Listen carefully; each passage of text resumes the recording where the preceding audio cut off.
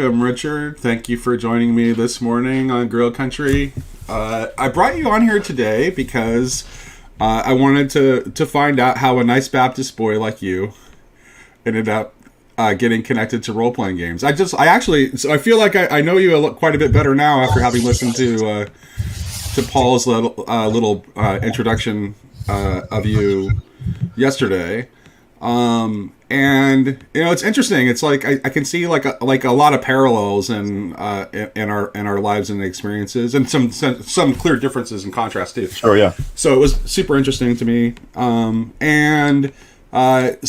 did but one part of that was missing that I want to talk to you about you today is, so how in that context, how is it that you ended up playing role-playing games? Yeah, it is actually, like, when you know the subculture I grew up in, the fact that I got into tabletop gaming is actually pretty weird, right?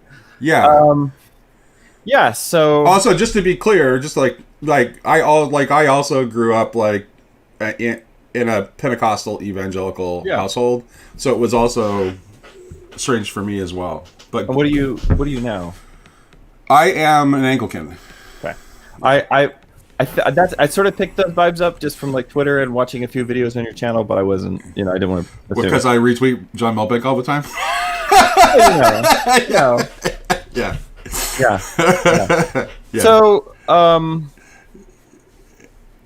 in a certain sense, I feel like I've always been playing tabletop games, even when I didn't know it was a thing. So, when I was pretty young, I had this buddy who lived 2 houses down from me, and he was like Assemblies of God or something like that. Us corrupting Assemblies of God kids. Well, no, but it's not where I'm going with this. But anyway, okay. But anyway, like, which is to say, like, also from like a fair, like, kind of opposite end of the spectrum, doctrinally speaking, but like pretty conservative, like, all around. But anyway, we get together and play, and I was like 8 at the time, and there were some things that at the age of 8 I wasn't allowed to watch, like, for instance, Star Wars, which I didn't see until I was a little bit older. So basically, actually, this kept me from really liking Star Wars for a long time, because when I would play with my friend, his name was also Richard, which was, it was like, well, we have the same name. Obviously, we have to be best friends now, right? Sure. And so he'd like seen Star Wars and things like that. So we'd get together, and of course he wants to play Star Wars. I don't know anything about a Star War, except for what I've learned from like my cousins and from this friend, and so it actually had the effect of making Star Wars actually a lot cooler in my head. Because basically, I was seeing it through their eyes. Like, I was seeing it through their wonder and their love of the thing. And then when I actually went and saw Star Wars for myself, which was, maybe I was like 10 or 12 years old or something like that, I was like, is this it? Is this all? Like, is this, and it was actually a serious letdown. And I wasn't actually really able to appreciate Star Wars until I had children myself. And then, like, I could experience like going through it with them. But anyway, so I just want to really quick. I want a story about Star Trek and children. It is Star Wars is so captivating for children. I had this one Halloween. We had a man with a like a pre-verbal child that like wasn't even walking yet. Mm-hmm. Right. So it's like 2 at most, right? And I was wearing a Darth Vader shirt when I was handing out Halloween candy, and like so, and he has a son. He has a son. He shows his son that I'm wearing a Darth Vader shirt, and his son, who doesn't even speak yet, starts. He sees my shirt and he says dun dun dun dun dun dun. So it's like. It's just crazy. I mean, the music is unquestionably great. Yeah. Like, there's no like, even as I was a pretty snobby kid. I mean, in the family that I grew up in, like, going to a concert meant that you were going to the symphony. I've never been to I've never been to like a proper, since they had music, but it's not the same. You know, I've never been to like a concert. You know, unless you're talking about like the symphony or the ballet or something like that. So anyway, and it's not like we were super rich or anything like that, but it was just, in fact, we were a large family, so it was usually quite the opposite.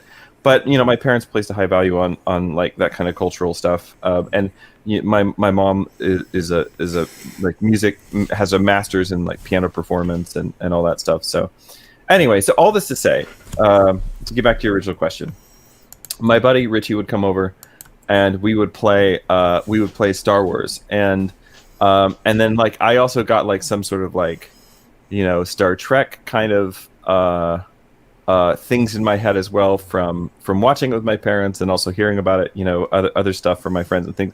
So basically, I just took all the Star stuff, right, and I was like, okay, well, this game that we're playing is fun, but you know, it would be more fun is if we actually knew like what are the stats of the various ships and such. And so, and I still have this. You thought this thought before you'd ever played? Never seen a tabletop role playing game in my life. So you spontaneously invented a science fiction war game. Yeah, science without fiction, having had exposure to any such thing. So Starfleet, you basically invented Starfleet battles. I did, and what's really fun is actually. I should have like gotten this down. It's in my bedroom closet on an upper shelf. But I have this binder that I still have all the stuff. I'm a pack rat when it comes to like any kind of like written stuff or anything like that. Like I keep everything, and so so I've got the binder, and it's got, here's the ships, and they have like each ship has 8 stats, and you know, and so that you can, you know, figure out, you know, stuff, and then here's a map of the galaxy. And like, how old are you when you're doing this? This is years 8 to 12. Oh my goodness. Okay. Yeah. So it started at 8. Wow. Yeah. Yes. So this started pretty early, and so like we had characters that we like from game to game we would play with, and mostly it was just like running around the yard playing. But then when it came time for like, you know, a ship to ship fight, then we would get the binder out. So you're saying role playing already exists in nature. Yeah. It just has to be discovered by the imagination. Yes. This is my basic belief. I mean, I've got boys, and they're, let's say, a little violent, not in an unhealthy way, but you know, just they're very bellicose young dudes, ages 6 and 5, and so it's really fun. They'll come inside sometimes and be like, "Daddy, look at the weapon I invented," you know, which is like rock on string, or you know, sharp object that I tied to the end of a stick or something like this. And I was like, "You just invented a flail, you just invented a spear, you just, you know," and it's just like there's certain things that I think if it's a good enough idea, everybody will eventually do it, right? And so so that was actually kind of the first thing that I did when I turned 11. I would sort of became more and more aware that there were games out there, and because I was super into Lord of the Rings, as I talked about in the interview with Paul, because I was super into Lord of the Rings, I started like just looking around at early days of the internet, right? Early days of the internet, looking around for like, just like Lord of the Rings games on the internet, and I came across something called the Two Towers Mud, which, by the way, is still active. And from time to time, I still log in. And so here we have a generational difference here. So your first because you're coming of age in the internet era. Your first exposure to a role playing game is a Mud, and this must be what, like, is this the 90s probably? Yeah, late 90s. Yeah. I'm just like, that's when Muds were popular. Yeah. And so the thing so for people who don't know, MUD stands for multi-user dungeon, which is basically somebody took AD&D basically, and we're basically a bunch of guys at college were like, what if we took AD&D and we just like made it programmatical, and then, you know, you wouldn't need it, you know. And so there, you know, there's a very famous single player game kind of like this called, what is it, Zork?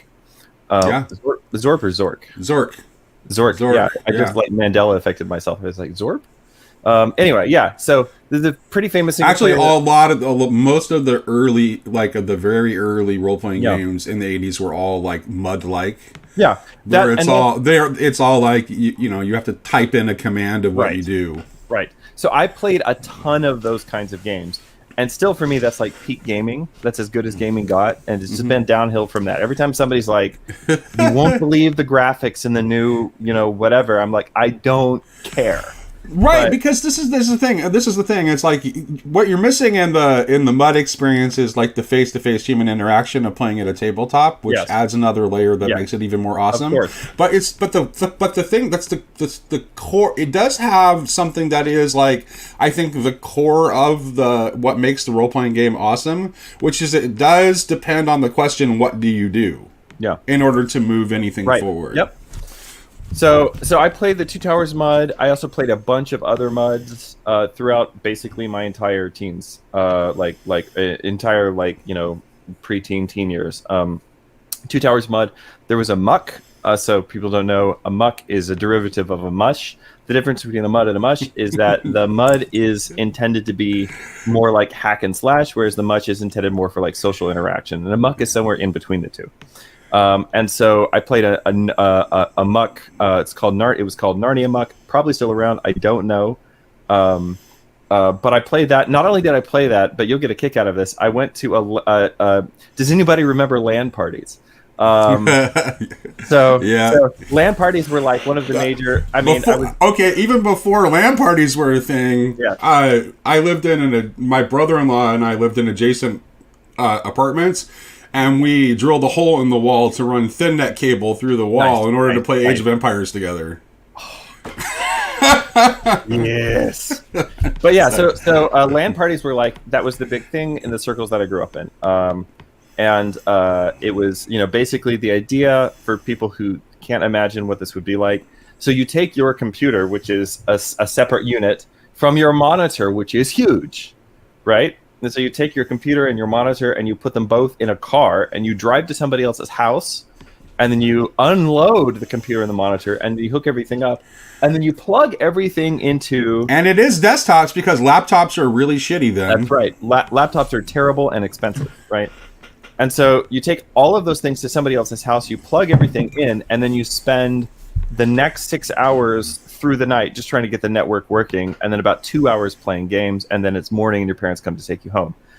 This is my experience of LAN parties. But I went to a LAN party once, and I actually got everyone there. Like everyone, we were there. We were gonna play Age of Empires. Was always big. Especially like the Age of Empires 2 Conqueror's expansion. Like that was like the hot thing. We were also gonna play some. There's a really old, I think it was originally like a DOS RTS called Total Annihilation, and then StarCraft. I was always huge into StarCraft as a kid. So okay, so you're an RTS guy. Yeah. My son loves 4X strategy games, but he does not like. I was a bad father, and I never let him win when we played RTS games when he was younger. So. I'm them. so bad at any kind of a first-person shooter thing. Like it's just like I don't even try anymore because. Oh, I'm pathetically bad at first-person shooters, but I will destroy people in RTSs. Though. Yeah, I don't have the twitchiness for an FPS, but like if it's an RTS, I'm like I could just construct an additional pylon here and win this thing. Anyway, so I love RTS games. Haven't really played a lot of. I just haven't played a lot of computer games lately. Although every once in a while, I'll be like, I should go back to Rome Total War. Like that's probably. That would be music to my son's ears. He does like the Total War series because it's a little bit more chill. It's more like sit and think. It's more sit and think about it. It's more sit and think about it. Yeah. So all this to say, I played the Two Towers mud for years and years and years, and actually, this is what I was doing. For instance, when the Two Towers came down, like everybody remembers. Oh, okay. Everybody remembers where you were, what you were doing, right? When on 9/11, at least those of us who are old enough to remember it. Frighteningly, there's kids going off to fight in the Middle East now that don't actually even remember when all of this started. It's pretty bizarre, but So anyway, so that was my first. You could say that was like my first. I mean, the Two Towers. It's a much more proprietary engine now, but basically it was AD&D, and so that was my first kind of introduction to like strength, dex, whiz, con, charisma, that kind of thing, and kind of introduced me to that framework. And so about this time, the same time I was playing the Two Towers, I was looking for like other kind of similar things. I've always really been into superheroes, and I wanted to see if I could find like a MUD, but for superheroes, and nobody had one going. I actually like wrote a couple of MUDs and ran them for a little while during this time with a friend. But anyway, so I was looking around for a supers game and couldn't find one. And they're mostly terrible. Yeah, there are no good ones. There are no good ones. And so I just started thinking about like, well, okay, if I was going to do a supers game, and I went and like joined a couple of like play-by-post games online to just try to figure out how they were doing, and I just hated how everybody was running them. It was just insane. Like they were poorly run and often abandoned, right? And so anyway, what I did. So you started doing play-by-post games even before you still haven't done tabletop yet. Came at this all backwards. That's so interesting. So I went from computer to play-by-post to I'll get to the tabletop. So I started. So when I was 16 years old, I was. Should we explain play-by-post really quick for people who have no idea what we're talking about? For people out there in Rio Linda, basically the play-by-post is like it's a role-playing game, but usually it used to be done on like a forum or a message board. A lot of people use Discord for them now. Back in the olden days, it was actually literally done by mail. Yeah. In the 70s, by mail, and it actually started with war games. It's one of the oldest things. Like some people are like, I've talked to people who are like play-by-post. It's not really no. This is like one of the oldest things in the hobby. Yeah, it is. You're right. So old. Yeah. It goes like back to the old Bronstein games and things like that were played by mail. Oh yeah. And it's really because you can see. Well, actually, even before that, like people have been playing diplomacy board games by 100%. Post. Yeah, for forever. People have played chess by mail for centuries, right? Yeah, it's a very it's a time-honored tradition, and I'm still a huge fan of the format because I actually was running a campaign one time that had like a play-by-post element to it. Mm-hmm. So there was a normal tabletop campaign that was going, but I had so instead of just arbitrarily deciding as the DM what the different factions in the game were doing, I had friends who were not in the game because I have a big circle of gamer friends. So it's like, hey, let me take advantage of this, and I'm gonna send emails to these people. I'm gonna put one of my friends that's not in this game in charge of each of these factions, and ask them what they do. Yep, this is winning at D&D. One of my favorite. Actually, so I'll get to this in a minute. Earlier this year, I ran for like 90. It was a little over 100 days. I ran D&D every day, like except for Sundays. We took Sundays off, but we'd all get on Discord and play for but it was mostly play by post throughout the day, which is how it was feasible, because I wanted to like play around with what if you took the 1-for-1 time thing like to its most insane conclusion, and like what insights would that reveal about the game. So, and it was also just like a fun chance to write and make cool characters and hang out on Discord and stuff like this. My wife was out of town for work like most of this week, and we just started this new Hex Crawl thing. So it's like I played like every night this week just about. Yep. Dude, I love Hex Crawl. So let me save this because it is a cool story, but I need to finish the story that I'm on. So this is the problem with getting me in the morning when my brain is high on like jujitsu and caffeine. I'm just like bouncing off the walls. So I played a couple of play-by-post games, which I did not like how they were being run. And I'm always the kind of person who like, I'll go do something and I'm like, I think I could do this better. And then I'll try to go do it better. And so I started a play-by-post game. Supers based. I made my own D6 super system. How old are you here? 16. 16, okay. 16. I actually, again, I have the notebook because I hoard all of these things. But I was I was bailiffing at a moot court competition. This is how cool I was as a teenager.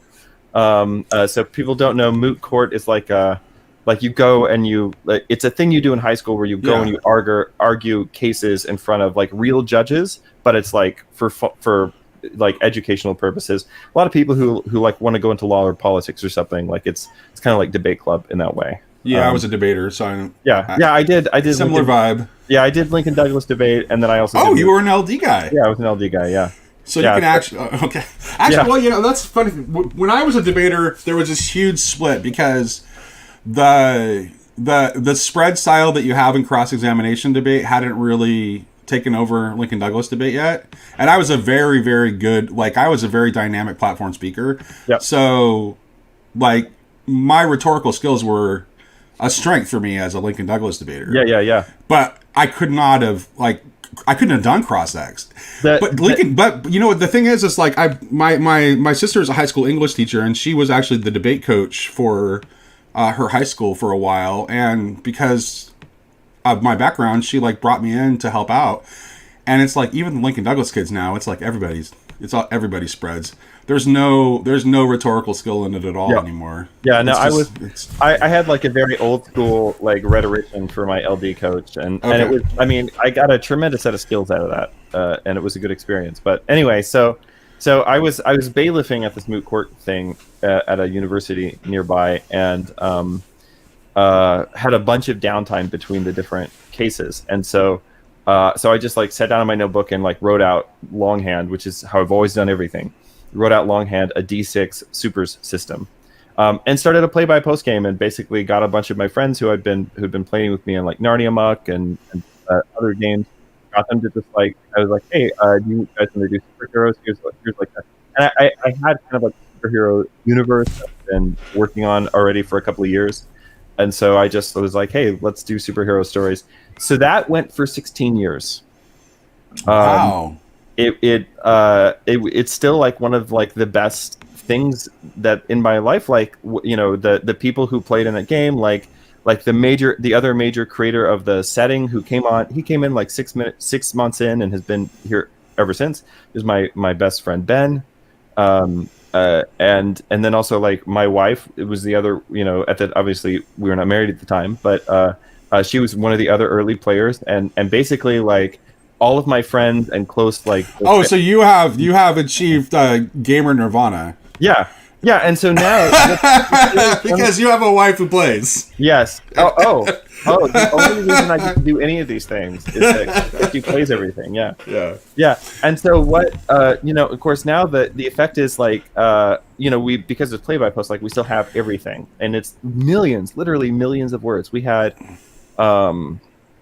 over 900 characters. Oh, over the course of 16 years. At one point, 24 players, I think, was the height that we reached. 900 characters, and anyway, it was insane. It was a lot of fun, but ultimately, you know, and so now, even though it's not really active, like we still tell stories and write novels and stuff like that in the world, and actually, like our kids, like grow up. You know, they'll ask like, Dad, you know, like read me a story, and sometimes we'll read them like a proper story, and sometimes they're like, no, we want to hear about your superheroes, and then I'll just like get out the laptop and pull up the old forum, and like we'll just like read the posts. That's awesome. And anyway, just so that was like it.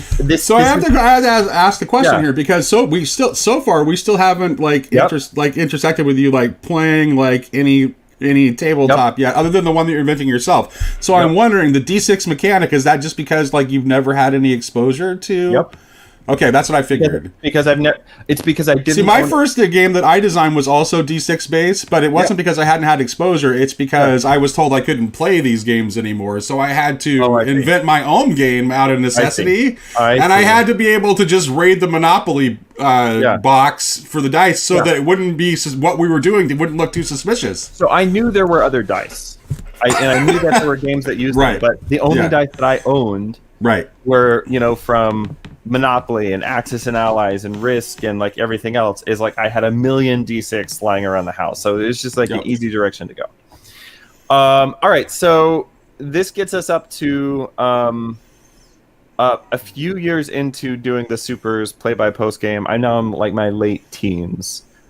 This is when I start playing Pathfinder for the first time, and so Pathfinder was my first D20 game. It was my first D&D, and it was, you know. There was no Pathfinder Second Edition, obviously, so it was just Pathfinder, like the beginner box. Bought that, ran it for some friends. It was totally. Oh no, hold on. Before that, because this is right at the time that like Fate is all. Oh yeah, Fate was the rage for a while. I actually don't really care for Fate. I don't either. I know that some people are like, how could you say such a thing? But anyway, it's not my bag. There's a lot of reasons I dislike it, but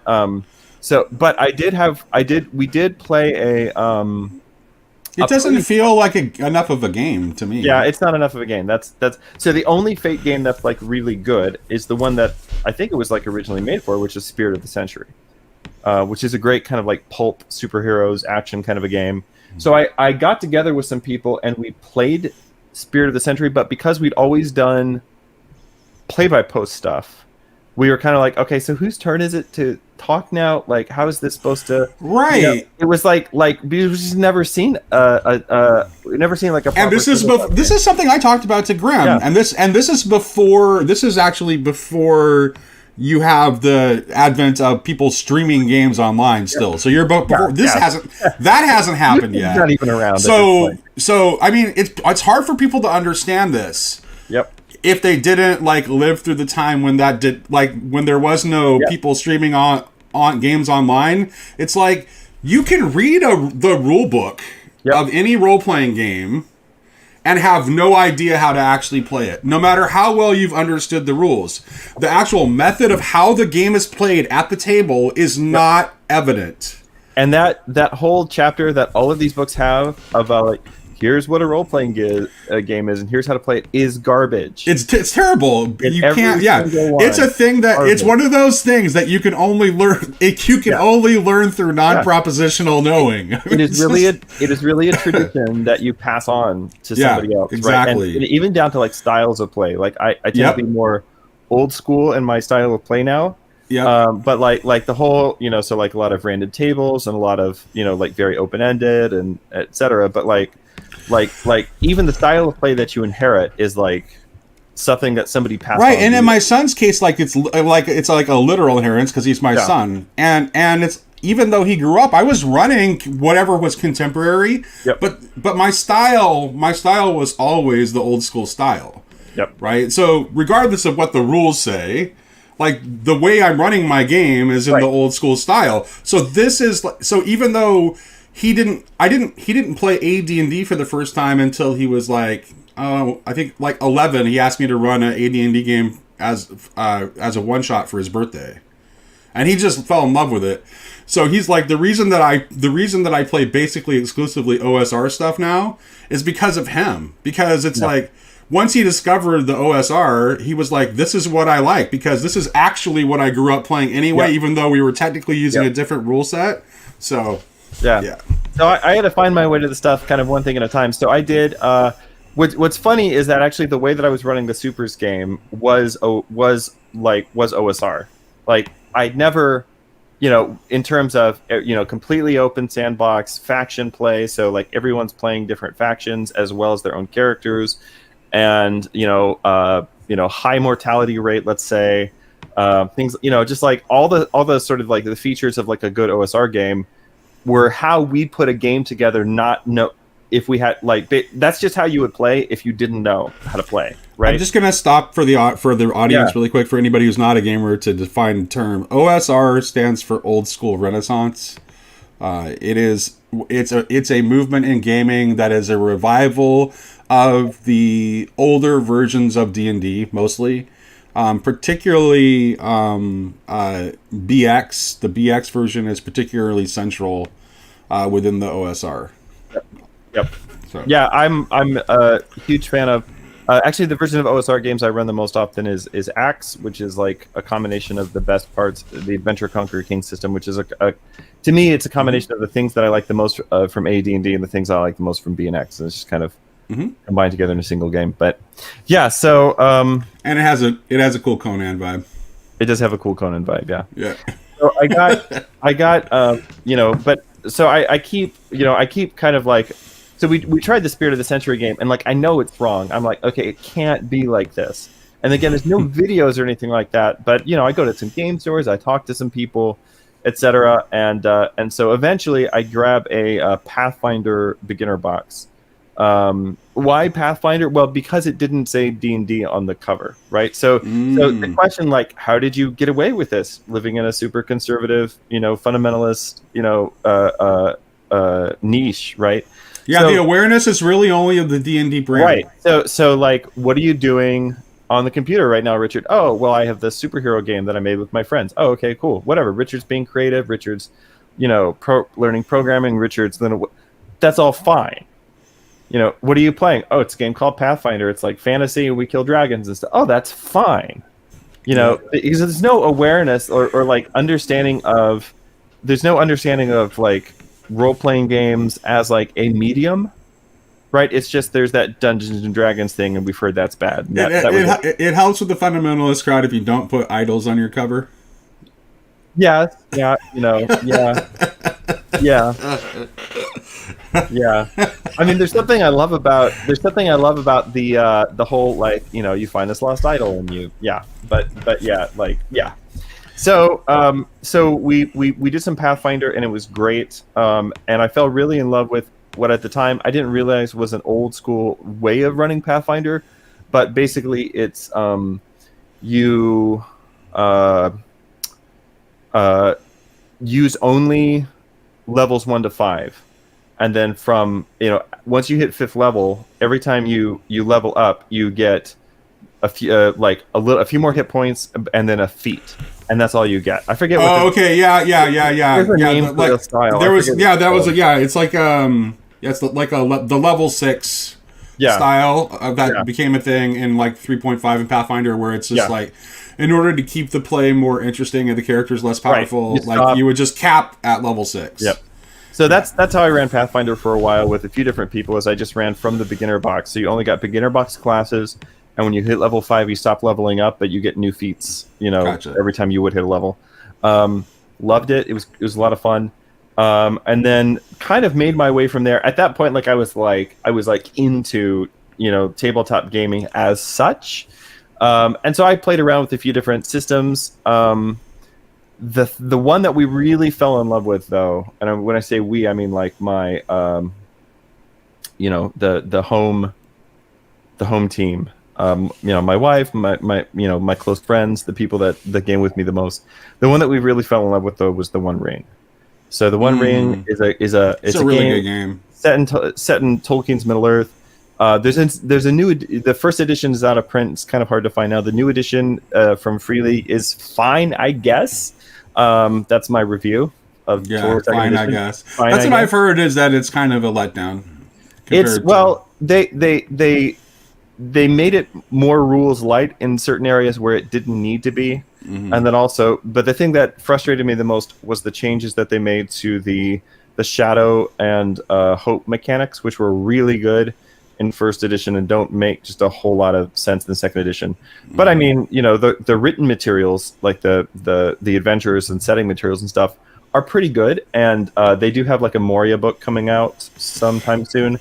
And when that comes out, I will probably get it and then just run it with Tor first edition for use the first edition rules. I just run it for it. Yeah, but anyway, so we love the One Ring. We played it for almost 8 years.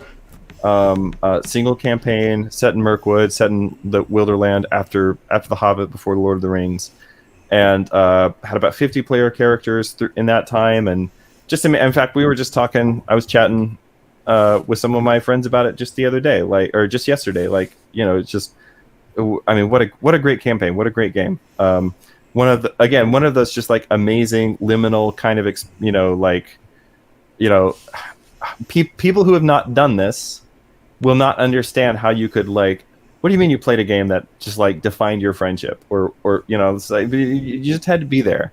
So that was just it was a tremendous experience, and that was the game that we were the most in love with, and so we played that for a long time, and then we kind of got to the end. We got to the end of like the 30 years. I want to ask you a little stylistic question about that, because it's like, I wonder, it's like, to me, and in order for in my opinion, I think that in order for those experiences to have the meaning that you're pointing at and to feel like that, there has to have been the sense that when things were going on in the game, that something was at stake. Yes. So when newer school gamers like play games where it's like, oh, character death isn't even on the table, it's like, I don't think that you can have those kinds of experiences. Yeah, I agree. Because there's no real sense of accomplishment, because nothing was ever really at stake. So it's not just character death, it's also so the One Ring has a lot of we interacted a little bit about Pendragon the other day on Twitter. Yeah, right? yeah. So the One Ring has a lot of Pendragon influences in it, and specifically there's a kind of campaign which a friend and I, when we talk about it, we've called it the Grand Campaign. We used to call it the Great Campaign, but obviously people can get confused. Just say, "You're saying my campaign's not great," Right, or whatever. So we call it the Grand Campaign, but just the idea, basically, it's a multi-generational campaign that takes over place over the course which of comes several into gaming through years. Pendragon, and I've noticed this. I've noticed this. Like, yeah, you said the One Ring. I didn't. The One Ring has that aspect. I've noticed this popping up more and more, where it's like that's starting to become a thing that people want. It's a good trend. Yeah, it's a good, it is a good trend. Yeah. But Pendragon basically is like no game had that before. Although that's not really entirely true, because there was like in old school D&D, because people were like building strongholds, there was actually kind of a character inheritance tradition.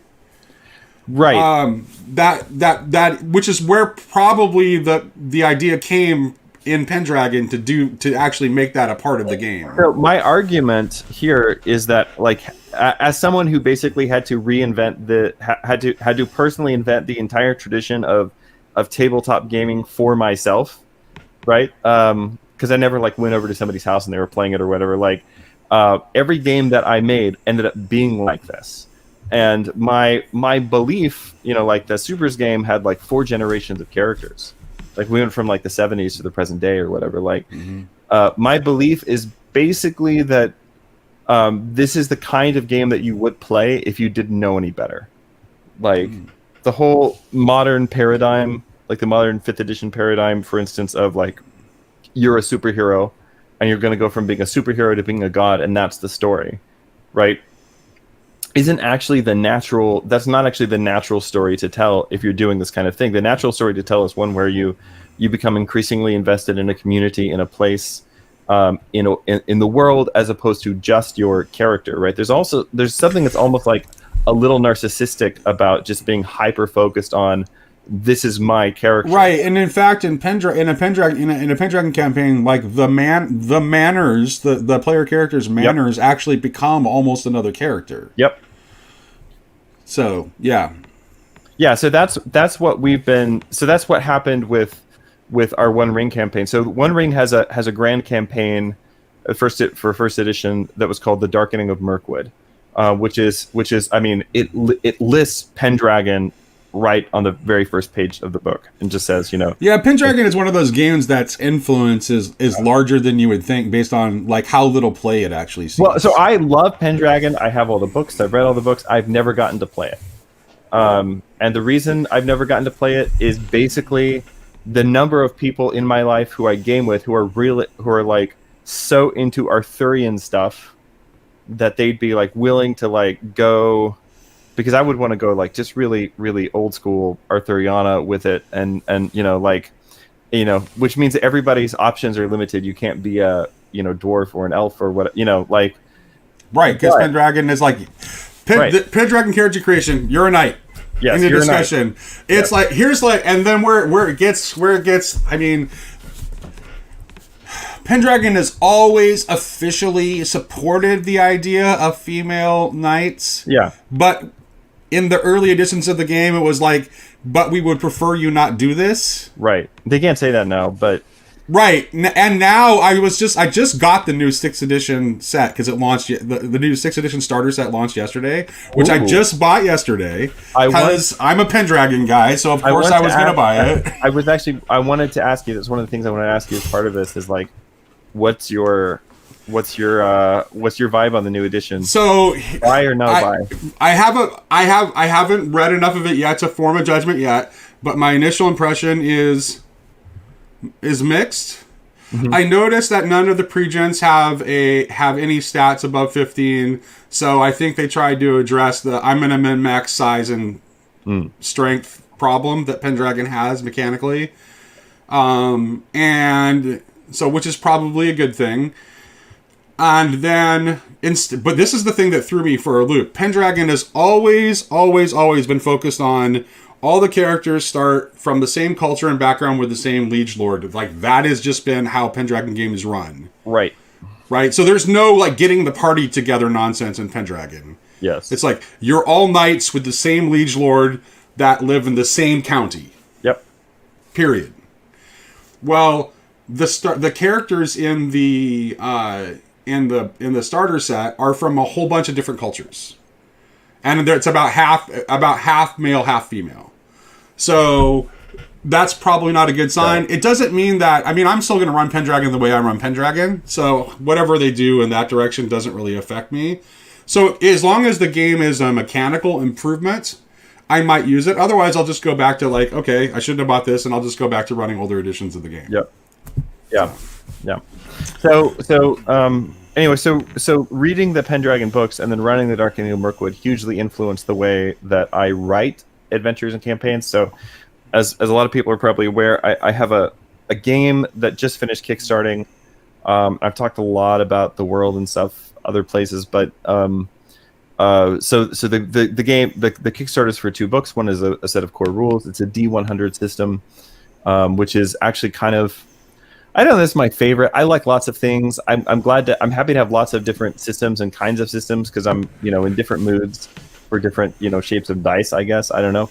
But I like D100 games a lot. I love the old RuneQuest 2nd edition, which was... Pendragon basically is a D20 version of a D100 game. Yeah. So that's actually like, because it is just BRP, but just translated into D20. Yep.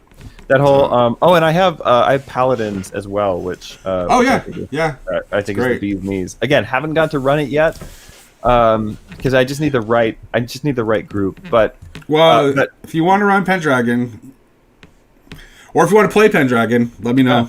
Let's. I've been running Pendragon since 1988. Yeah. I haven't got to play it very often though because I'm one of the few people who knows how to run it.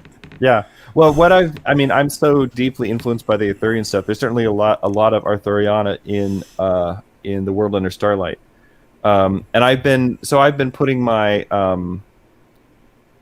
lot of so what I found to work quite well actually is to like take the Arthuriana, the stuff I would want to do in Pendragon, and just kind of like sneak it into other things, I guess. But yeah. Yeah, so the project I'm working on is basically like that I have been working on since I actually showed it to Greg Stafford when he was still alive. Greg Stafford is the designer of Pendragon. Yeah. And Greg liked it. And I'm one of those people that like I'm never satisfied with anything, so I just keep plugging away at it and I change it. It'll change form radically. But the project is basically to create a more standard fantasy version of Pendragon. So it has like a lot of the feel of Pendragon in terms of like the folklore and the myth. And I don't like D&D's default magic. So it's going to have the magic will work differently. And it's going to have that generational element of play. So yeah. Yeah, I don't like D&D's standard approach to magic either. I mean, it's fine in its context, I guess, but basically, my least favorite thing is when somebody takes some setting, and just slaps D&D on it, and just like, here, you can just run this with D&D or whatever. And to a certain extent, maybe that works for some things, but the magic of D&D is so specific, and it really basically assumes a kind of, dying Earth, kind of backstory for your world, and if you don't have that, then the way that D&D magic works in D&D is kind of incohesive. I agree with you, by the way. That's true. And yes, that is actually the default assumption for like people think that it's like that the default assumption for D&D is like standard European fantasy, Western European fantasy, and that is absolutely false. Yeah. That is actually not what D&D's assumption is. It's like look at a module like Expedition to the Barrier Peaks. Right. Like this shows you what's really going on there. Like it's definitely much more of a dying Earth assumption. That's absolutely correct. I did play for a while. The thing that's bigger than D&D in like Western Europe is a game called The Dark Eye. I don't know. If the German game. Yeah. Yeah. So I did play in a game of that for a while, and actually ran a couple of really good campaigns with it. That is it's a cool system, and I like the way magic works in it a lot better than just like your standard D&D magic. For my own world, a lot of my belief about how magic should work, like in fantasy, should basically is that it should be. I gotta ask. Have you ever Yeah. played RuneQuest? Oh yeah. Okay. Okay. Oh yeah. We're kind of.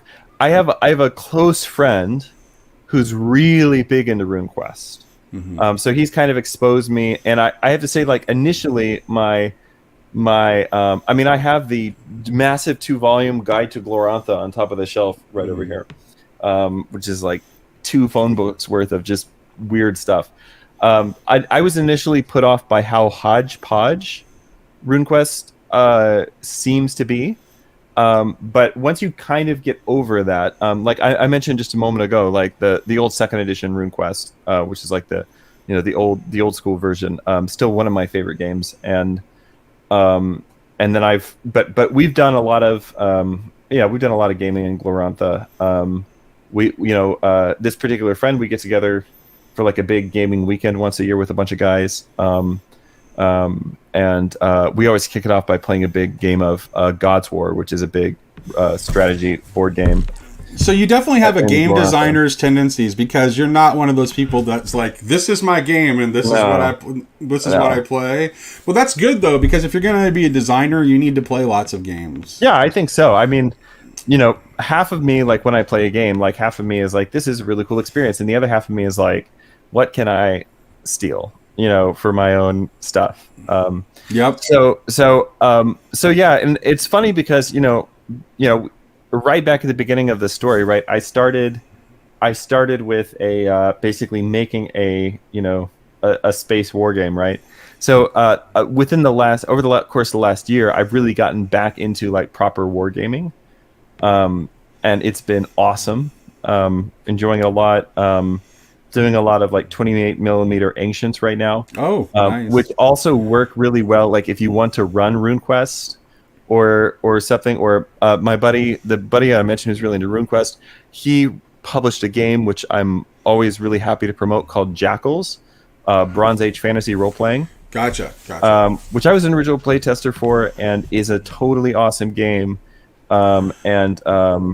Basically, it's the same system, the Clash system, which is a D100 system. Lots of RuneQuest inspiration, but I think D100 set in the Bronze Age sounds pretty RuneQuest influenced. Yeah. What's great about it is that it's a little closer of an analog to like Bronze Age, the Bronze Age Levant. Gotcha. So if you want to do kind of like, if you want to do the Iliad as like a tabletop campaign or something, this is really the system. Yeah. And the magic in there, and I had some influence on this, but like the magic in there is great. It's all basically ritual based, culture based, etc. But that game uses the Clash system, which my buddy John Matthew designed, and the Clash system is basically that's your game is using the same core mechanic. Right. Yeah. So the Clash system is basically it's RuneQuest, but if combat was like a little more dynamic. Basically. So, I strongly recommend his game. His game is awesome, and there's I think 3 books out now. There's a grand campaign, like a Pendragon style campaign for it, and called The Fall of the Children of Bronze. And then I think there's also there's a book called Travelers on the War Road, which is like a big setting book with a lot of new character options and stuff. But anyway, Jackals is awesome, and it's the same system that we use for Emboria. So. Cool. So, do you want to talk any more about your own game that you've got that's on Kickstarter right now? Yeah. So the Kickstarter just which closed. You should all go back. No, you can't back. Oh, is it closed? Yeah, okay. Yeah, it's closed. It's done. Yeah. But I mean, there will be opportunities to get the game. Over the coming months, we'll definitely let everybody know what happens. But yeah, so this is. By the way, you're part of TLC, even if you didn't know it existed. That's cool. We all accept you as one of our own, which is why I backed your Kickstarter day one. Yeah, thank you. Yeah, so it's set in the World Under Starlight, which is a fantasy setting that I started working on about 20 years ago. and not originally as a tabletop game setting at all, just like a place for me to work out the things that I was working through and thinking through about language and poetry and culture and like what it means to have a culture and all that kind of stuff. And so most of the setting is just poetry and literature. And I talked about this in other places, but my process is something like if I want to know a let's say like a myth, like what's the story here, or what do these people believe about this, or something like that. I think that it's a huge mistake if you're doing world building to just sit down and write basically an encyclopedia entry. Mm-hmm. So instead of doing that, I try to sit down and write a narrative poem, like an epic poem, because this is how people wrote things down. This is how people remembered things even before they could write. Right, is through long form narrative poetry, and it doesn't always mean it's got to be 20,000 lines or whatever. Sometimes 200 or 300 lines, which is still fairly long for a poem. But just something like that, like this is something somebody could have reasonably memorized. I've spent a lot of my academic career studying oral formulaic cultures and literature, and so there are ways that you can write something if you're intending for it to be easily memorized, right? So using all of those things and putting together, so I'll write a myth, and then usually sometime later, usually 3 or 4 years later, I'll come back and I'll actually rewrite it again 2 or 3 more times over the course of a few years. And then instead of just ditching the earlier versions, I'll treat the earlier versions as earlier versions. And so sort of do the philologist thing of going through and saying, well, we have 4 different versions of this particular myth or legend. And then I'll try to basically like put myself in the place of, here's a scholar writing two or 3 centuries later saying, well, we've got these different myths and they mostly agree, but here's some differences, and try to like suss all of that out. But then do it in a way that's not me coming in as the omniscient third party narrator and saying, but this is the way it really happened. Because I want to leave that up to, in the context of a role playing game, I want to leave that up to the person running the game and the party that's playing and things like that. So when they go dig it up, maybe the real version that they uncover is different from what would happen at my table. But yeah, it's set in the world under Starlight, which is a setting I've been working on for a long time. I started running games in it about 5 years ago. Mm-hmm. But it's not, again, not originally intended to be a gaming setting. It's a fantasy world. I sometimes call it, there's like swords and sorcery and so on. So I sometimes call it swords and romance, or like swords and high romance, like very Pendragon. Yeah, well, yeah, it's romance in the sense of like the older sense of, like an adventure tale, like high adventure. Yeah. So there is some magic. Most of it's tied to like the religions in the world, which are fairly well developed. There is also, but also like you can just play a normal character with no magic at all and not be hampered really in any way. There is so it's a low magic setting in the sense that you're not going to come to a major city with like clockwork owls and magic powered dirigibles and like whatever, like it's not like that. It's kind of based on in certain senses on late antiquity, and also based a lot on the kind of culture that grew up around kind of like Central Europe in the migration period. So one of the approaches, and this is something I definitely stole from Tor, is that instead of giving you a bunch of races to choose from, and there are other races in the world, and we'll probably release books in the future that have them, but instead of giving you a bunch of different races to choose from, you get one. And there's 5 subcultures, and that's where your character options come from. But everyone plays one of the Amborai. So the Amborai are the children of water and starlight, the main people group of the setting. And they're like humans, but just a little bit different in certain ways. Well, that's why I think. See, to me, there's something about that. Like, this is like Pendragon is good with this model, right? Because what usually happens with the Pendragon campaign is, at least in the older editions of the game, is that it always starts off with all the player character knights are all from the same cultural background, from the same county with the same liege lord. Right. Yeah. But then as the Pendragon campaign progresses, then new options are like gradually introduced. So it doesn't, like, you don't just start off with, like, you know, this hodgepodge collection of knights from like all over the known world. Right.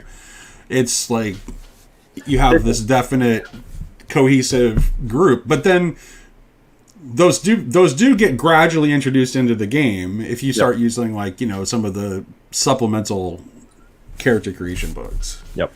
So yeah, this is one of the things that I even when like I'm running like Axe or something like old school D&D, you know, somebody will be like, you know, so when I run D&D, you have your options are humans, and here's all the human classes, or elf or dwarf, right? And I do have like some subclasses that are specific to elves and dwarves, you know, following the no halflings. Come on. Nope, no human elf dwarf, human elf dwarf. These are the options, and then if somebody is like, I want to play this other thing, I want to be like a cat person or whatever. Yeah. Then what I will say is, these are the options you can start with, and other options can be uncovered through exploration, right? Yeah. Because like if you don't have some kind of this is my big beef with basically everything D&D from 4th edition on, really.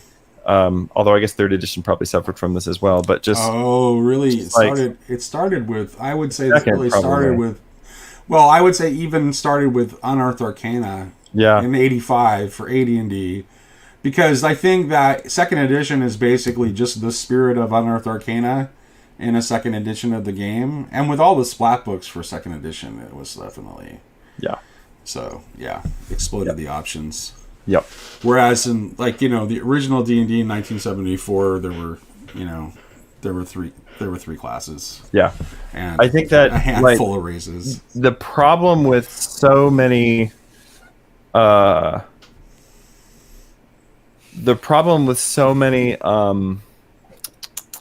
options is that if you don't have a baseline normal, you can never actually start to establish like that sense of place. Mm-hmm. that makes a good game of Pendragon or the Darkening of Mirkwood or whatever, like that makes it so good, where you feel like this is a real place and we really have. Well, I think a good D&D game does this too, though, right? Because it's like, at least the style of D&D that I enjoy, it's like you're starting off with like a town and a wilderness. Yes, and that's all you know, and it should be. And the more limited the options, the better, I think.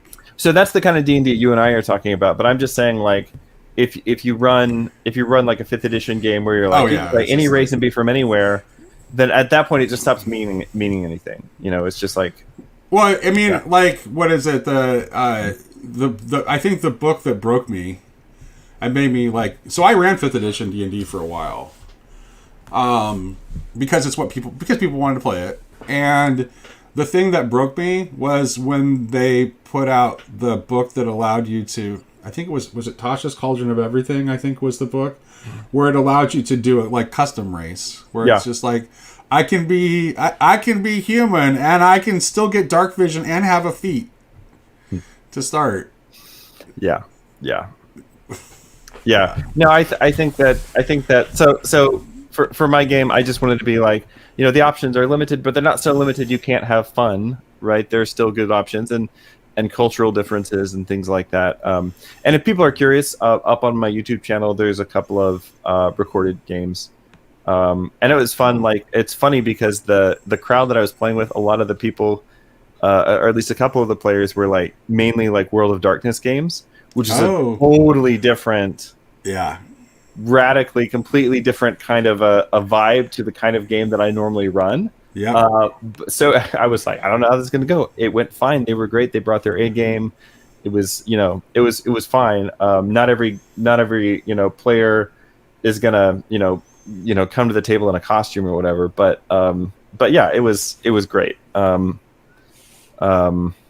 So I'm just, uh, uh, I think that this is one of the really important things if you are a game designer and you want to make your game stand out. Like, don't go all in on like a million different options, right? Like, instead, limit it to. I'm a really strong believer that basically your rules are your setting, right? So if you're gonna like do your own version of D&D or write your own game or something like that, don't give us every option that we could conceivably ever want. Because if you try to make just like book writing advice, when people are talking about how to write a good book, they'll say like, don't try to write to everybody because then nobody will like your book. Keep one particular person in mind. That person is your audience, and you write for that audience. And then, what'll happen is that if you do that successfully, then that kind of person, when they read your book, they will get so excited about it because they feel seen and they feel acknowledged and they feel like someone's speaking to them directly, that they'll become like your biggest fan. Like they'll promote your work. So, but I think it's something similar with games. Is if you're going to be a game designer, don't try to write a game for everybody. Try to write a game that your group of friends that you play with, that you guys really enjoy. I think that there's enough there's enough of a market there to be found. I mean it's not that you're ever going to make your sole living as a independent game designer. Oh no, there's not a lot of money in this. But you can definitely find an audience if you are focused on focused. Yeah. Yeah, I think that's definitely solid advice. So you've kind of been just designing games all along. Yeah, and you just finally decided like, okay, I'm gonna pursue this project and actually put it out there in the ether. Yeah, Strange knew that I had a game and that there was a setting there with some kind of a pre-established audience because. There's a whole other group of people out there who are not interested in the game at all, but they want the poetry and the stories. Right. And so we've already been publishing some of that through a publisher called Darkly Bright Press. And so, anyway, people. So they knew there was a game for this world that the world itself had a kind of pre-established audience. And so, hold on, 1 second. There's somebody knocking at my door. Okay, no problem.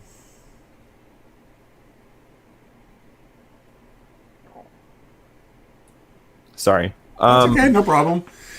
Yeah, so they approached me and they're like, well, we know you have a game and we know there's an audience already for people who like the world, and so at that point I was like, yeah, that would be cool. Let's do it. And I'm really grateful for the opportunity.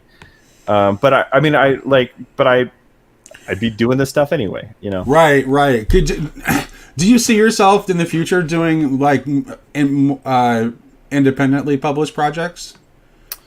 Now that you've gone ahead and maybe you're doing it. I think I'm really grateful to Strange Owl, and obviously it's cool to have things like copy editors and artists and stuff. That's pretty rad. I would love to do some independently published stuff. I have a one of the little projects that I have in mind that I'd like to do, which is kind of a kit for B&X. Is called. This is the D&D that I was running like every day for 100 days or whatever. It's a little something. It's called the Procedural Wastelands. Okay. I love me some procedural hex crawl. So it's basically a 30 by 40 hex map, randomly generated, and then basically just a million. I have to ask, Richard, given your taste and your interest, have you seen Wolves Upon the Coast? No. Oh my goodness! Look it up when you get offline. It is a old school D&D hex crawl where the map is based on the Old North, so it's like England and the Scandinavian kingdoms. So cool. Yeah, and it's a really big map. It's like a 51 by 32 hex crawl map of the Old North. It's got a lot of ocean, so there's a lot of going out on boats, and because there's a lot of like a Viking kind of a vibe to it. And then they totally did it so that all the magic is ritual, and that anybody who has access to the ritual can use the magic. So there's no, and there's no classes. But it's other than that, it has like a very old school D&D like core to it. I know that like if you want that, like Wolves of God is pretty cool apparently. Yeah. I think that's Crawford's. Was it Kevin Crawford? Yeah, Yep. I love Kevin Crawford stuff. It's really good. Yeah. There's so I'd like to kind of like do the kit, which would be like here's 30 randomly generated hex maps, like nicely printed in a box with all the hexes unlabeled, and then like you have terrain, but you have no other information, and then here's just like a million roll tables, and just it's like a kit. The way that I like to use this is just like if people are over, because I have people over a lot, and sometimes people are just over, and we don't have like a campaign or characters or anything like that going, but people are like, I just like to play some D&D. So like you can just like pick this up, and then it's really easy to keep it going as a campaign after that. What's really fun is that the world that we did for the procedural wastelands, like we all ended up like way too invested in it, and at some point the players like kicked off a war, and so instead of just like playing out the like deciding what happened or whatever, I put together like a little play-by post-war game, and so I said, hey guys, send me your so I got like 5 or 6 people to do it, and I just said, hey guys, send me your orders each day, and we did like daily turns, which was a little insane. I want to do another one, but I'm not going to do it daily turns again. But we just did daily turns, and people would send me their orders every day, and I'd resolve them. Took Sundays off, and played out actually a really cool little war. So I kind of like to put something together like that. I'd like to do. I'd like to actually. I eventually made a tabletop version of my Supers game, which we played a lot. It's basically play tested. So eventually, I'd like to publish that too. So that's really cool. It's interesting. Like I've had this idea for a long time that I've never done. Like the one thing I wanted to do in Pendragon that I've never done is I wanted to run like a Pendragon campaign where I had like 2 separate groups. Like I had a group of like Saxon Knights and a group of Pembroke Knights run separately. Oh yeah. So that there would be like interaction between what each of the factions was doing. That would be awesome. Yeah. So yeah. Someday I'm gonna do it.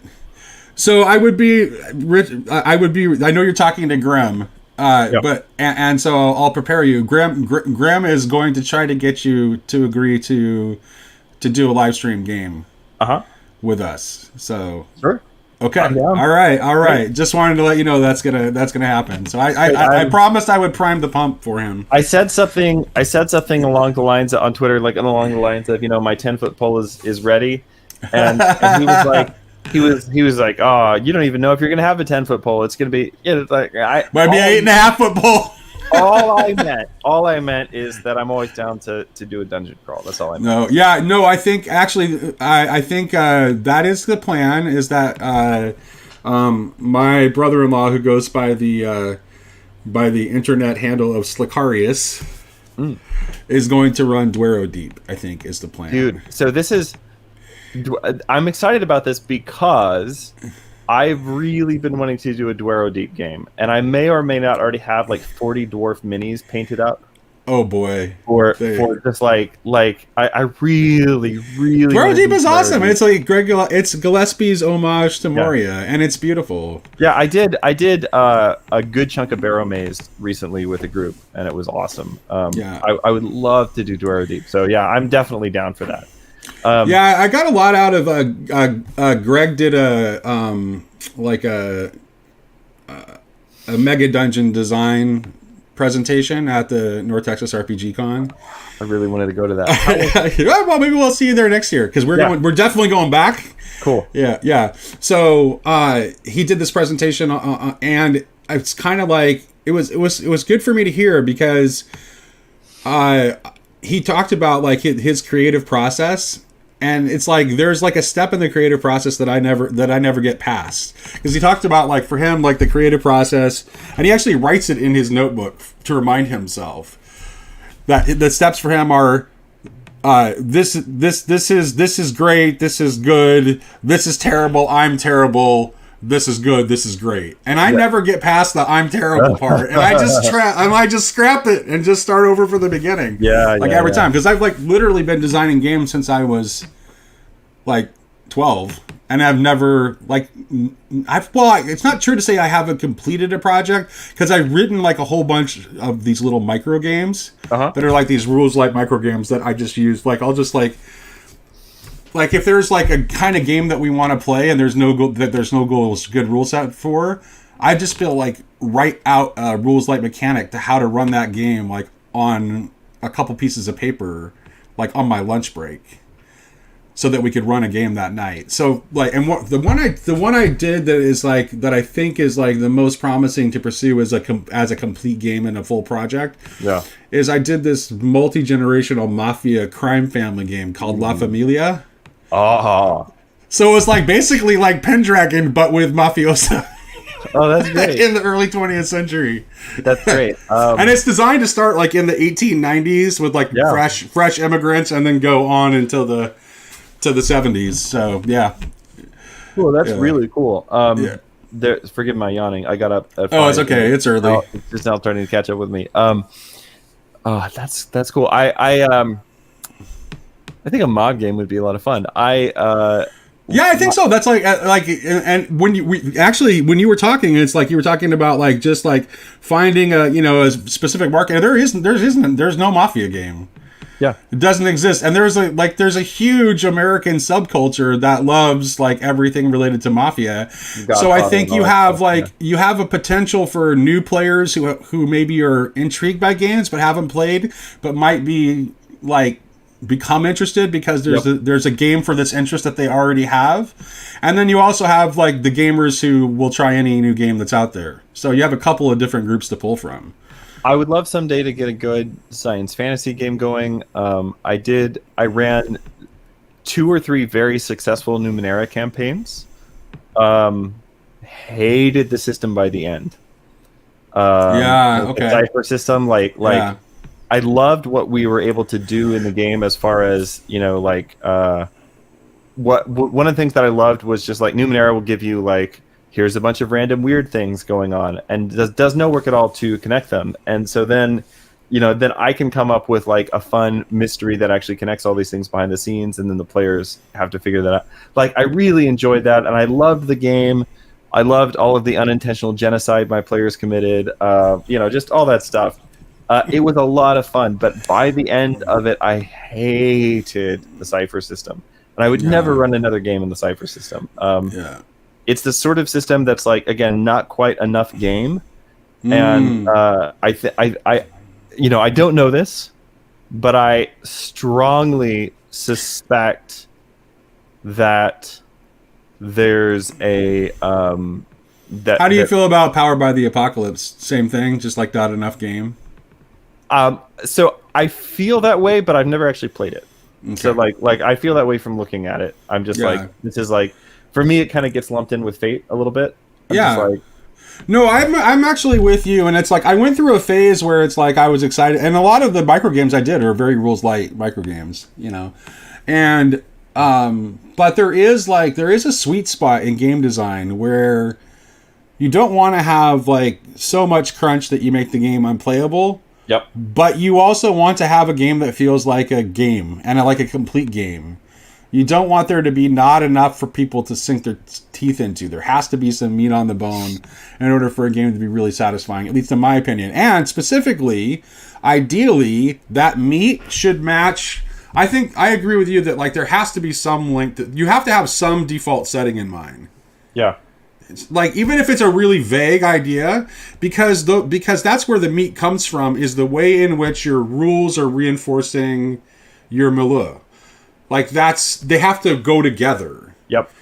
So I think that the way to go is like scalable subsystems. And this is something that for instance, like BNX is being a good example, right? So in BNX D&D, you have basically like the main game is just is the combat, right? But then there's like a subsystem for travel, right? Which is like, and like when you're not, but it's again, it's procedural, right? So it's a procedure. So what that means is you don't need to master all the rules for travel before you start playing the game. Nope. If you don't, and in fact, the conceit of both AD&D and BX is that you will not do any overland travel until level 4. Right. Yes. That's a really important detail. A lot of people forget. That. But yeah, that's an important detail. Yep. But yeah, so you can. But anyway, I think the idea of like a scalable subsystem. I mean, again, I love Axe. It's got a great domain management system, but like if your player isn't using it, or if your players aren't at the level to use it, you don't even have to look at it, right? Right. So I think that this tends to be how I design games. Is I'll do like a scalable subsystem, to come up with a procedure to answer a certain question. But unless we're answering that question right now, we don't have to worry about it. As opposed to just like, here's a million rules, you have to keep track of them all the time. Which it seems like the industry goes through like different phases or whatever. Because at some point, like in intensely crunchy systems were like the big thing. Mm-hmm. Mm-hmm. But things have swung back the other way for a little while now. And usually when a new game comes out, like there's not quite enough crunch. And often I find myself trying to run something and then just like, this game doesn't have a solution for this thing. So then I fall back on AD&D. Like, well, what do we do if we're playing AD&D? Well, we'll do that, right? So that's funny, yeah. That's interesting that you fall back on, because that's not actually how you started. Yeah. So how did you get to that? That's the part of the story that I missed. Yeah. Is like, how did you first encounter? Well, actually, I guess the mud. You kind of did encounter AD&D through the mud. But as far as like encountering old school games in general, it was through the blogosphere. Okay. Right? That's pretty much where that's the heart of the heart and soul of the OSR is the blogs. Yeah. Yep. Yeah.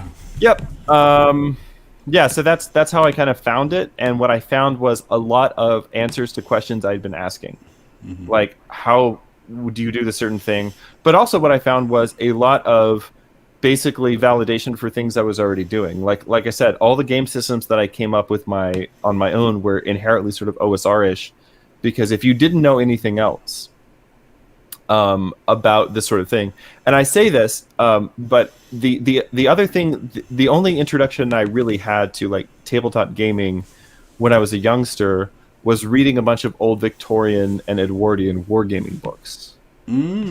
Oh, really? Yeah, like Little Wars and like all that kind of stuff, right? So yeah, those kinds of, which are kind of the books that influence Arneson and Gygax. So I read a bunch of those things. I mean, I had I had a pretty extensive library when I was a young person, but then also like pretty early on discovered Project Gutenberg. And so I would just like anytime there was something that was interesting to me, I'd go to Project Gutenberg and try to find like an old book about it. So when I started working on some games and things like this, I just started bumping around, and sure enough, here's a bunch of like old Edwardian wargaming books. And of course, the big thing for them was Napoleonics, but all of the stuff like that we're talking about, right? This way of doing, like faction play and play by mail and all this stuff, like it's all in there. And so that was one of the things that really influenced my, I guess, the approach that I took. So I made 2 other war games when I was a kid. One was for there are some like 1 to 10 scale, very large resin miniatures, really, really well painted, really, really detailed, by a company called Schleich, which is a German company. They're wonderful. Yeah, I bought them for my son when he was younger. I collected. They're so cool. Yeah, my son had quite the collection. Yeah, we still have like 50 or 60. Especially of the Knights, big surprise. Because because obviously. Because I'm his dad. So I got a bunch of Knights and foot troops and things like that, and I got like red team, blue team, etc. And because I was really into like Agincourt 100-Year War stuff at that particular time in my life. It's probably was like 14 or 15. So I collected all, like I would do work and I would get money. I brought up my kid, and you mentioned Asgard. I have to mention. So my son, it's like, we didn't know it at the time, but like my son's on the autism spectrum. He's like very high functioning. He's a smart kid, but when he was little, instead of watching cartoons, he would watch Kenneth Branagh's Henry V over and over and over again when he was like 4. It is my favorite movie. Okay. I've seen it a million times. Yeah, I might love watch too. it today. Who knows? Yeah, You know, it is so good. Yeah, it's my favorite movie. No, seriously, like it's my So I was. It's I in was, my top 5 too, so I'm with you there. I was super into like Agincourt and Cressy and like all of the. Just all of the 100 Years War stuff as a kid. So I got all of the Schleich stuff, which is about of that vintage.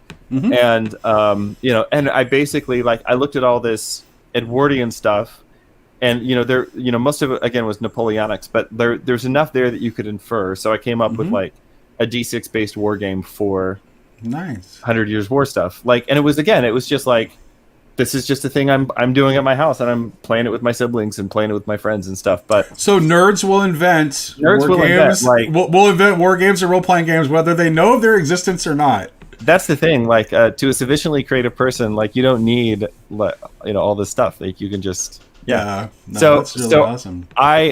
So when I discovered, just like somewhere on the internet, like discovering the OSR, which really happened back in like the days of I think G+. So like I don't even know how many years ago that is now, 6 or 7 or 8 years ago or something like that. But like that's like through the blogosphere, and then after that through G+, I discovered a lot more of the old style of gaming, and it really resonated with me in certain ways because again it answered questions that I had, but it also validated like the intuitions that I already had. But also it was absent the political nonsense. Like people who are in the OSR mostly don't like. Yeah, they just. Yeah. It's just they don't want to hear about it. Yeah, it's just they want to play games. What does my game have to be part of your hang-ups or whatever? So right. Yeah. Okay. I would be remiss here. I don't want to keep you too much longer, but I actually didn't ask them. Like I titled this video like why Christians should play role playing games, and then I never actually asked you the question. Yeah. So I just spent so much time nerding out with you that I just didn't get around to asking that question. I never get to have these conversations when I do these kinds of things though. So we were bost enjoying it, so I just let it ride. So but can you make the case? It's like, okay, Christians who might have some suspicions. Yep. Like, what could you say to, like, hey, it's okay if your kids want to play these games, it might be a good thing. Like, how would you make that case? Yeah, so I gave a longer version of this fairly recently on a cool podcast called I Might Believe in Fairies. So I hate doing the See My Published Works, but if somebody wants to like hear me go on for like 2 hours about it, that's a good place to hear that. But basically my short pitch for this is that first and foremost, tabletop role-playing games are a medium, right? And when I say they're a narrative medium, I don't mean to trigger like people who don't like narrativist games or whatever. Well,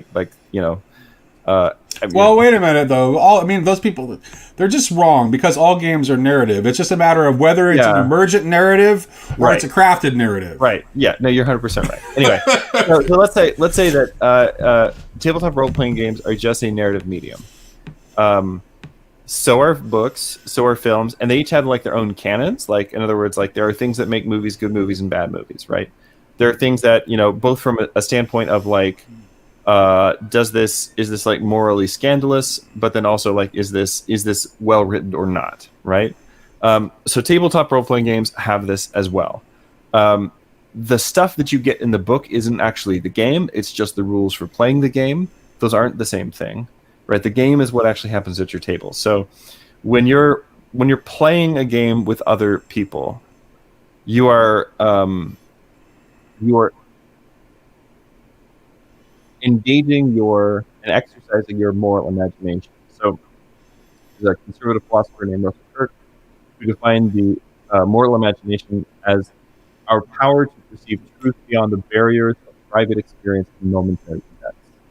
Right, and so the fact that one of the big problems with modernity in modern people, modernity being the separation of time and space.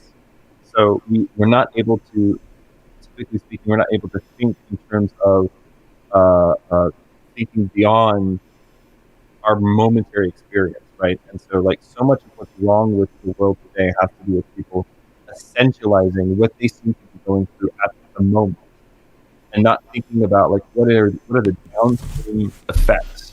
What's the downstream cost? What are the costs that our children will have to pay if I make these decisions, right? So the moral, and the reason that people are so bad at this is because they lack a moral imagination. They lack the ability to think, in these terms. So we have this sort of live for the moment, teach the test, go with your feelings, love is love, right? Viewpoint, mindset, which drives so much of our lifestyle and our education today. But the moral imagination is the antidote to that. So Kirk believed that it's best preserved in the church, and it's best communicated by, he says, the higher form of this power exercised in poetry and in art. So I would sort of submit that a tabletop role-playing game is a kind of art, or at least has the potential to be, right?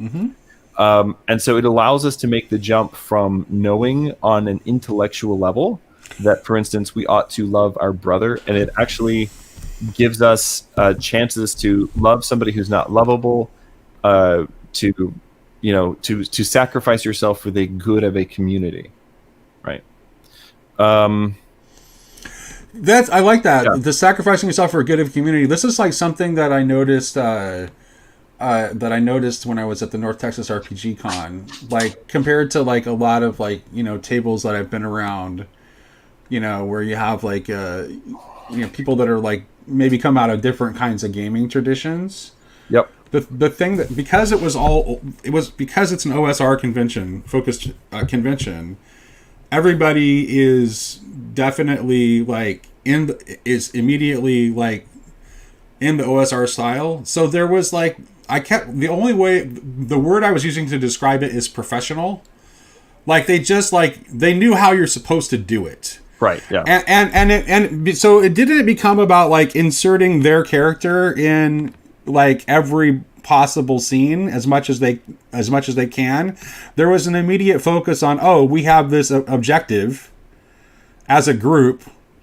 Let's go about it. And everybody would have their own individual contribution to it, but everybody was focused on what the primary goal of the group was. Yeah. Like automatically without having to be told that that's what they should do. I mean, this is to me the biggest gap, or like the biggest divide between old school, new school, or whatever you want to call them, is that there's a style of play that is community focused. Yep. Right, where the most important thing is the world, the community, the setting, right, and that my character will be one of perhaps. I always tell new players at the start of a campaign, you will not be playing the same character at the end of this campaign as you started it with, because maybe they'll die, maybe they'll settle down and retire, like they'll decide to quit while they're ahead. Maybe they will die of old age and you will play their successor, right? Those are all possible outcomes. But the least likely outcome is for you to be playing the same character at the end of this campaign that you started with. So with that in mind, like, I'm not saying like don't care about your character or don't care about your actions, right? Because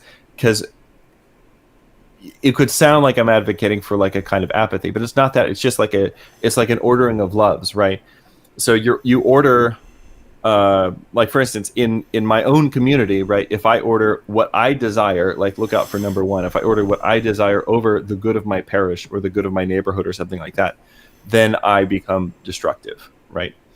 But if I can properly order those desires, then actually my life will also be better. And you only get the truly awesome gaming stories when people are playing like that, right? Yep. So it's like one of my sons. This was actually in a 4th edition game. One of my son's early characters was a Minotaur fighter. I don't remember what his real name was because my halfling rogue called him Bevo.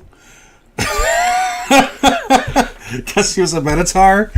But his character Bevo. His character died because he inserted himself in a doorway to make it so that the rest of us could escape from the Balrog that was attacking us. Yep. So that's where the memories come from, is from people doing things that are not necessarily in their own self-interest, but they're doing it because of some shared goal. That's... Yep.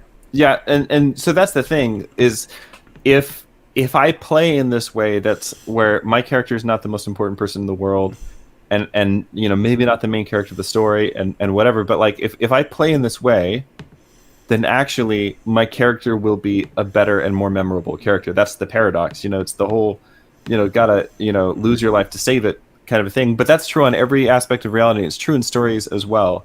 If you have a character who is just basically a self-insert character, which like isn't everybody's first character, like a self-insert character. I mean, I've introduced dozens of people to tabletop games, and everybody's first character is always like a okay. So let me okay, first character. So my mom bought me a copy of the Moldvay set in '81. I had really bad asthma as a child, and I had a serious asthma attack, and I was in the hospital. And she was like, she wanted to buy me a gift while I was in the hospital, like cheer me up. And so she bought me the Moldvay set. And this is like '81 is actually pre-Satanic Panic. So my mom is like Assemblies of God, fundamentalist, Pentecostal, evangelical. So. But she buys me this, and she reads it with me, and she starts learning to try help me learn to try to play it. I have no idea what I'm doing. I can't figure out how to play the game. And then I get out of the hospital, and I find out that the older neighbor kid next door plays, and so that's how I learned to play. And so my very first character. My mom bought me the Moldvay set, and he ran Keep on the Borderlands as the adventure, but he was already playing AD&D. Mm-hmm. So my very first character was an AD&D ranger who I gave the very original name of Aragorn. Rangers. So given the opportunity, if I can just play what I want, which is not always how it works, I'm very much a you roll your 3d6 down the line, you get what you get, you don't throw a fit kind of a person. But if I can choose what I want to play, I always play a ranger. Always. Well, that was I actually I my first character was a ranger, but I really liked playing paladins. I mean, hello, a Pendragon. I mean, paladins are great. My wife. That's where my wife usually goes. Yeah. So yeah. So this is. I think that. I mean, there's a lot more I could say about this whole idea, but I would just say that Christians have basically given up storytelling. Like we seeded this ground a long time ago, and you have people every once in a while who try to reclaim it. Some of those attempts are cool. Some of those attempts are kind of cringy. There were a bunch of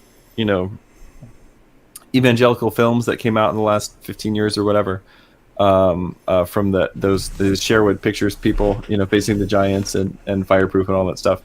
So some of those attempts can be like pretty bad. But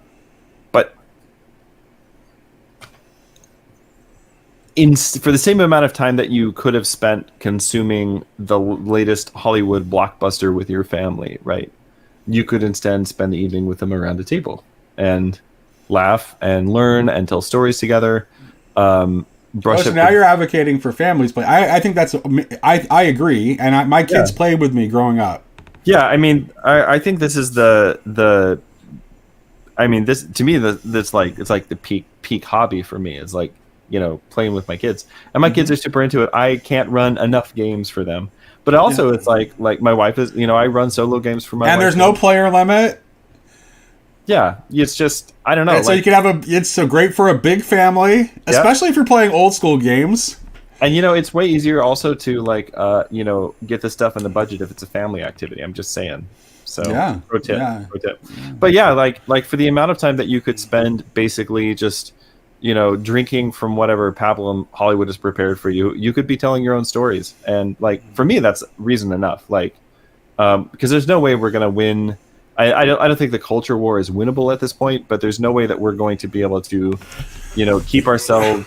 There's no way that we're going to be able to keep ourselves distinct as the people of God if we don't actually have the capacity to tell our own stories. Yeah. So I wanted to say one really quick thing about Christian art, because it's something I've been thinking about lately, because I've been listening to Martin Shaw's new book, Bard Skull, on audiobook. Ooh. I could pre-ordered the hard copy. I haven't got the hard copy yet, but listening to Martin Shaw Listening to Martin Shaw on audiobook is a delight anyway, so I probably would have listened to the audiobook in any case. And here's the thing. Like, Martin Shaw is doing it right. Like, Martin Shaw, after his conversion to Christianity, is still Martin Shaw. Yep. And this is, I think, the mistake that a lot of Christian artists make, is it's like 100%. They're too consciously trying to be Christian instead of just like, be who you are and trust Christ's transformation of you will come through as you're being who you are. And that's definitely the case with Martin. Martin's new book feels the same as his other stuff. Yeah. He's still Martin. So yeah, you got to trust the liturgy and the life of prayer and the ascetic life and all those things. Just trust them to kind of do their work, and then just focus on telling stories you like, right? Telling stories you like, and most importantly, that the people are close to you that they enjoy. That's great. Yeah. That's great. Well, thank you for joining me this morning, Richard. And I'll be in touch about that live stream game. I'm sure Grim will follow up with more details. I'm excited. I look forward to it. I think I'm going to be talking. I messaged him this morning. I'm going to try to talk to Grim sometime early next week, I think. So awesome. I'll watch that one too. Take care. Right. Okay. Yep. Enjoy the rest of your day.